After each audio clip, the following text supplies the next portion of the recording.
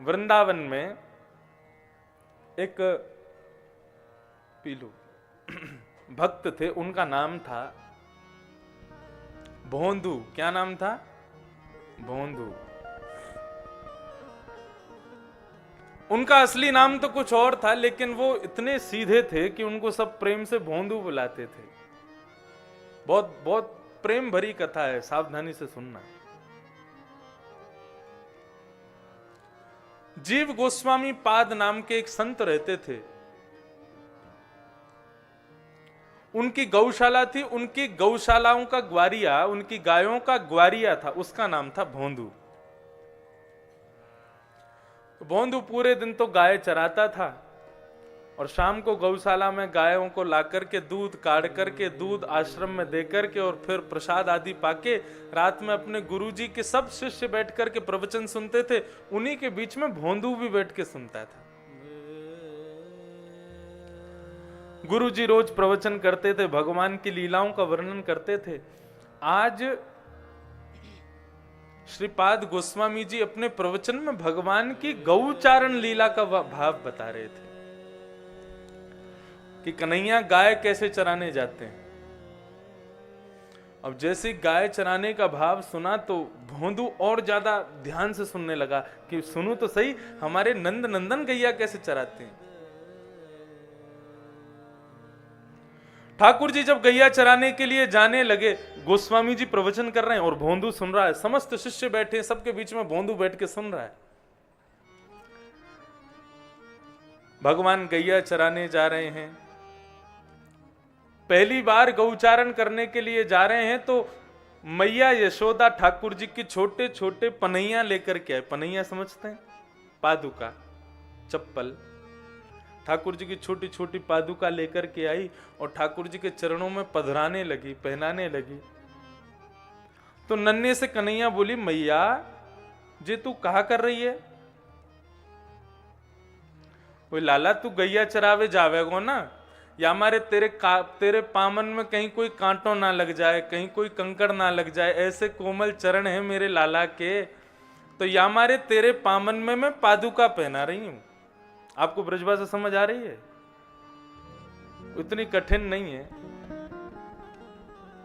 थोड़ी थोड़ी आपके मध्य प्रदेश के लोग भी ऐसी ही बोलते। का है कितने जा रहे?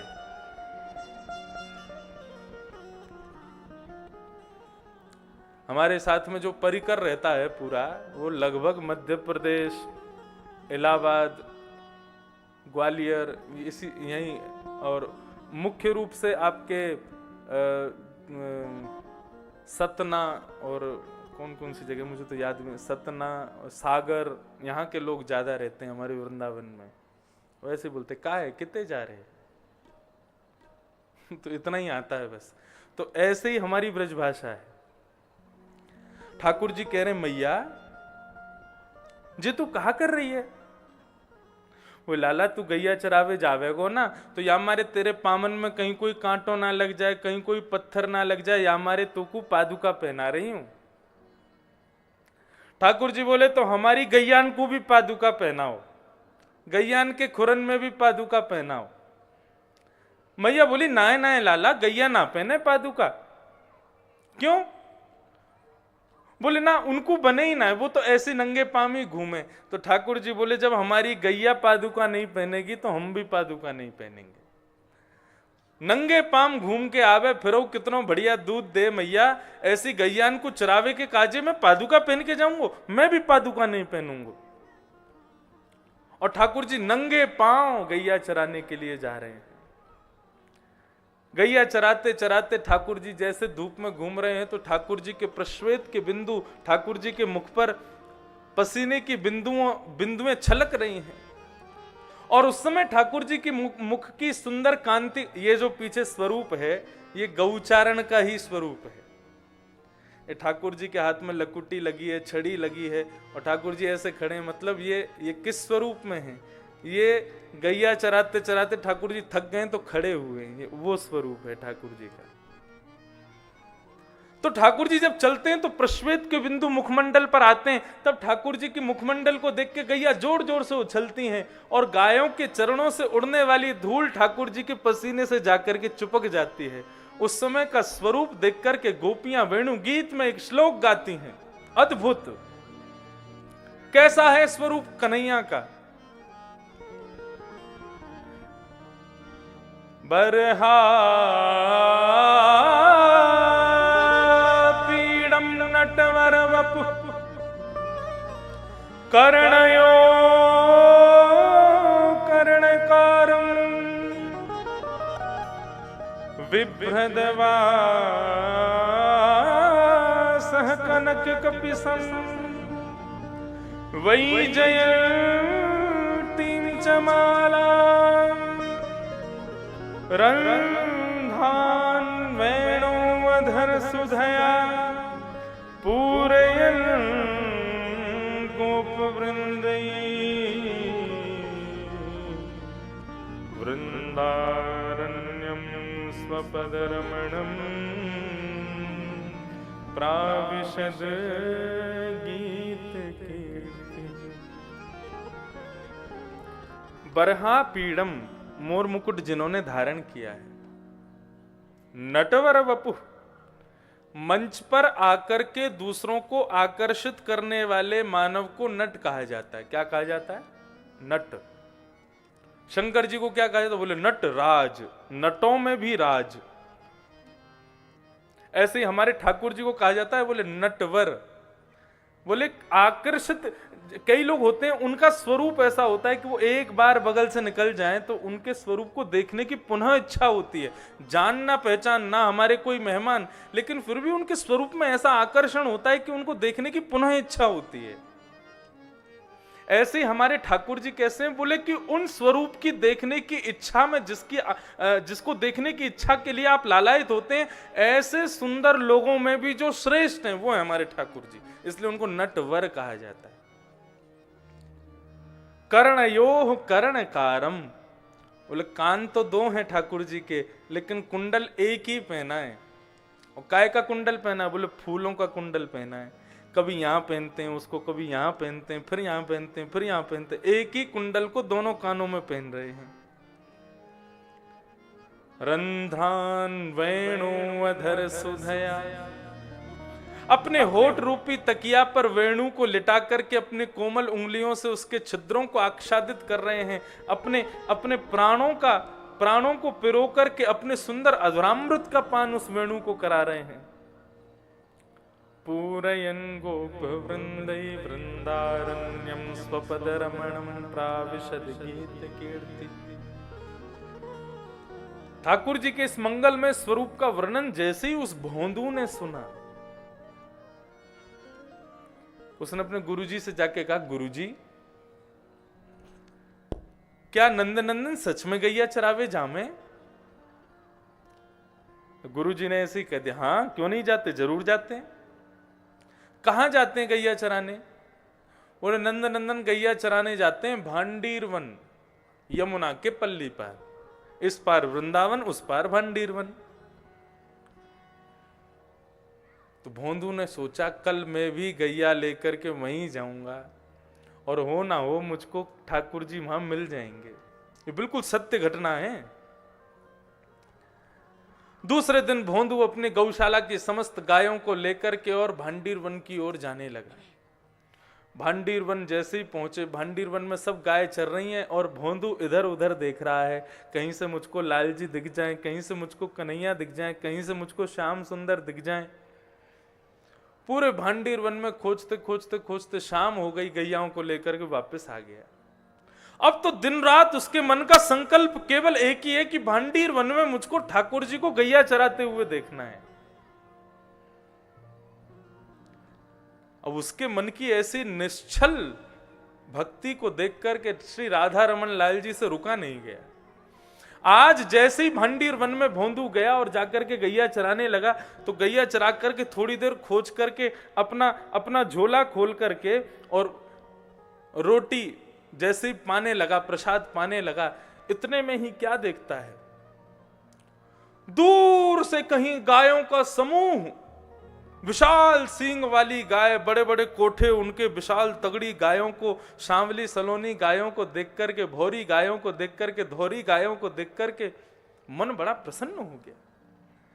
और तभी भोंदू क्या देखता है, उन समस्त गायों के मध्य में, गौवंश के मध्य में, सांवरे सलोने पीतांबरी पहने हुए, मोर मुकुट धारण किए हुए, सुंदर अलकावलियां जिनकी सुंदर लहरा रही हैं, ऐसे कटाक्ष नेत्रों के साथ में, सांवरी सलोनी सूरत के साथ में श्री ठाकुर जी उसकी ओर आ रहे हैं, श्याम सुंदर उसकी ओर आ रहे हैं। ठाकुर जी के मुखमंडल को देख करके भोंदू के नेत्र सजल हो गए। अपना भोजन पानी छोड़ा, दौड़ करके गया, मुंह में अभी एक ग्रास लगा हुआ, एक तरफ से मुंह फूला हुआ उसका, और खाता खाता गया, भगवान को जाकर के प्रणाम किया। बोले आपका परिचय, आप जरूर नंद नंदन श्याम सुंदर हो ना? ठाकुर जी बोले हाँ हम नंद नंदन हैं। तुम कौन हो? बोले मेरो नाम तो कछु और है, लेकिन प्रेम से सब लोग मुकु भोंदू बुला में। अच्छा, ये मुंह में क्या लगा है तुम्हारे? बोले कछु ना, अपने काजे रोटी लायो तो रोटी सब्जी खा रहा हूं। तो ठाकुर जी बोले हमको भी पवाओ, हमको भी भूख लग रही है। अब तो भगवान उसी भोंदू के साथ बैठ करके उसी के झोला में से रोटी निकाल करके उसी के संग पा रहे हैं, खूब आनंद कर रहे हैं। अब मित्रता हो गई भगवान की। 2 रोटी पाने के बाद में भोंदू से बोले लाओ और रोटी दो। भोंदू बोला रोटी तो खत्म। बोले हमको तो भूख लगी है। बोले ठाकुर जी अब आज तो इतना ही है, कल से मैं ज्यादा ले आऊंगा। बोले ठीक है, तो याद रखियो कल से ज्यादा लेके आइयो। बोले हाँ बिल्कुल लेके आऊंगा। अब उसकी मित्रता इतनी सहज, उसको लगा कि मेरे गुरु जी को भी ऐसे ही मिलते हैं भगवान, सबको ऐसे ही मिलते हैं, तो किसी से क्या बताना। उसने किसी को नहीं बताया। अब तो दूसरे दिन और सामग्री लेकर के पहुंचा, ठाकुर जी को पवाता, स्वयं पाता। ठाकुर जी बोलते हमको और भूख लग रही है, कल से और सामग्री लाओ। आज भोंदू गैया चराने गया तो आश्रम की रसोई में जाकर के महाराज खूब सारी सामग्री इकट्ठा करने लगा। लोगों ने कहा भाई भोंदू तू इतना सामग्री कहां ले जा रहा है? बोले अरे मेरे ठाकुर जी आमे बेचारे भूखे रह जाएं, मैं उनको खवाऊंगा। सब ने जाकर के जीव गोस्वामी पाद से शिकायत कर दी। बोले भोंदू इतना सारा सामग्री ले जाता है रसोई घर से, आपको देखना चाहिए, पूछना चाहिए कहां ले जाता है, क्या करता है। तो जीव गोस्वामी जी जाकर के बोले भोंदू तो इतनी सारी सामग्री क्यों ले जाते हो? अकेले खाने वाले तुम इतनी सामग्री का क्या करोगे? तो उसने कहा बोले गुरुजी मैं आपको बताया नहीं है, नंद नंदन श्याम सुंदर वहां पर अपनी गैया चरावे आमे और रोज मेरे संग भोजन करें, लेकिन रोज भूखे रह जाएं। या हमारे आज मैं खूब सारी सामग्री ले जा रहा हूं ताकि वे भूखे ना रहें। भोंदू के मुख से निकले हुए इन शब्दों को सुनकर के गुरुजी को लगा कि ये झूठ नहीं बोल सकता। कोई और बोले तो मुझे विश्वास नहीं होगा, लेकिन भोंदू ये कभी झूठ नहीं बोल सकता। गुरुजी ने कहा भोंदू तुम नंद नंदन से कहो ना कि वो हमारे आश्रम आवे और यहां आकर के प्रसाद पावे। और गुरुजी के आमंत्रण को सुनकर भोंदू बड़ा प्रसन्न हो गया। बोले अरे गुरुजी वो तो मेरे सखा हैं, मैं आज ही जाकर के उनसे कह दूंगा और कल ही उनको लेकर के आऊंगा, आप चिंता मत करो। बिल्कुल।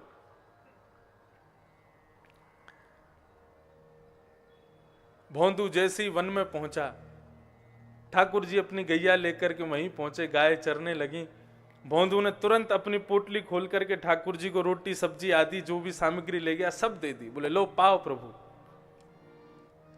ठाकुर जी के वन भोज का इतना सुंदर वर्णन है भागवत में। ठाकुर जी कैसे वन भोज करते हैं, अपनी उंगलियों के बीच में अलग अलग अचार लगते हैं, बीच में अपनी हस्त के बीच में चटनी रखते हैं और एक हाथ में रोटी की पुंगी बना लेते हैं, ऐसे गोल गोल रोल बना लेते हैं और फिर एक अचार चाटते हैं, फिर रोटी खाते हैं, फिर चटनी चाटते हैं, फिर रोटी खाते हैं। ये ठाकुर जी के स्वरूप का वर्णन भागवत में है। तो वन भोज ठाकुर जी को बड़ा प्रिय है। तो ठाकुर जी जैसे ही वन भोज पाने लगे तो भोंदू ने कहा नंद नंदन श्याम सुंदर। बोले हाँ बोलो भोंदू। बोले हमारे गुरुजी ने आपको याद किया है, कल आप अपने समस्त गाय ग्वालन के संग में हमारे साथ गुरुजी के आश्रम चलो ना, हमारे गुरुजी ने आपको बुलाया है। ठाकुर जी बोले देख तो से हमारी मित्रता है, तू हमारो मित्र है, तेरो गुरुजी हमारो मित्र ना है, हम नहीं जाएंगे आश्रम। मना कर दियो अपने गुरुजी को, हम यहीं पामेंगे, यहीं तेरे संग पाके यहीं से अपने घर चले जाएंगे। भोंदू चरण पकड़ने लगो, बोले मेरे गुरुजी ने बुलाया हो, मना मत करो ना, चलो ना मेरे संग। अरे मैं तो आपको जानतो ही ना हो, मोकू तो आपके स्वरूप को वर्णन मेरे गुरुजी ने कियो, मेरे गुरुजी बुला रहे हैं, चलो ना। ठाकुर जी बोले देख तू कछू के हम सब करेंगे, लेकिन अपने अलावा कोई और से मिलवे की कहेगो तो हम नहीं करेंगे, चाहे तेरे गुरुजी क्यों ना हो। भोंदू को गुस्सा आया, बोले नहीं चलोगे मेरे संग? बोले बिल्कुल नहीं जाएंगे। ठीक है, पोटली बांधने लगा और भगवान के हाथ में जो रोटी थी वो भी छीन ली। बोले दो इसको यहाँ पे, जाओ कल से हमारे पास मत आना, अपना अलग खाना, अपना अलग घूमना, और अपनी गैयाओं को भी यहां मत लेके आना, ये मेरा क्षेत्र है। इतना नाराज हो गया। और भोंदू बेचारा सीधा, उसकी अकिंचन भक्ति, उसकी निष्कपट भक्ति, उसको क्या पता भगवान से कैसा व्यवहार करते हैं। भगवान के हाथ से खाई हुई रोटी भी छीन ली उसने, और पोटली बांध करके अपनी गायों को इकट्ठा करके पोटली कंधे पर रख करके, और फिर कहता है आखिरी बार पूछ रहा हूं, मेरे गुरुजी के पास चलोगे कि नहीं? भगवान बोले हम नहीं जाएंगे। तो ठीक है, तो फिर रहो यहीं पे, और आज के बाद हमसे मिलना नहीं, कभी अपना मुख मत दिखाना हमको। और अपनी गैयाओं को समेट करके जैसे ही भोंदू वहां से, जैसे जैसे पग आगे बढ़ रहा है, ठाकुर जी की उतनी व्याकुलता बढ़ती जा रही है। जब तक भोंदू दिख रहा था तब तक तो ठाकुर जी ने कुछ नहीं कहा, लेकिन जैसे ही भोंदू दूर चला गया और दिखना बंद हुआ, श्री राधा रमन जी के नेत्र सजल हो गए। दौड़े हैं अपने स्थान से उठ करके, और दौड़ करके जाके भोंदू को उसका मार्ग रोक लिया, और रोक करके उसके सामने खड़े हो गए। बोले भोंदू तू जो कहेगो सो करेंगे, लेकिन तू हमको छोड़ के मत जा। भोंदू बोलो मुझको एक ही बात बताओ, मेरे गुरुजी से मिलोगे कि नहीं मिलोगे? बोले बिल्कुल मिलेंगे, जरूर मिलेंगे, लेकिन तू हमसे दूर मत जावे। भोंदू ने ठाकुर जी को अपने हृदय से लगाया, और जिस प्रकार दो मित्र एक दूसरे के गले में गलवैयां डालते हैं, ऐसे ही हमारे नंद नंदन श्याम सुंदर श्री राधा रमन लाल, असली घटना है, ज्यादा नहीं, 300-400 वर्ष पुरानी घटना है। वृंदावन के क्षेत्र में उस भोंदू बेचारा अनपढ़ गंवार ग्वारिया, उसके कंधे में गलवैयां डाल करके श्री नंद नंदन उन जीव गोस्वामी के आश्रम पधारे और आकर के उनको दर्शन दिया। इसको कहते हैं निष्कपट निश्चल भक्ति। ये भगवान को अति प्रिय है।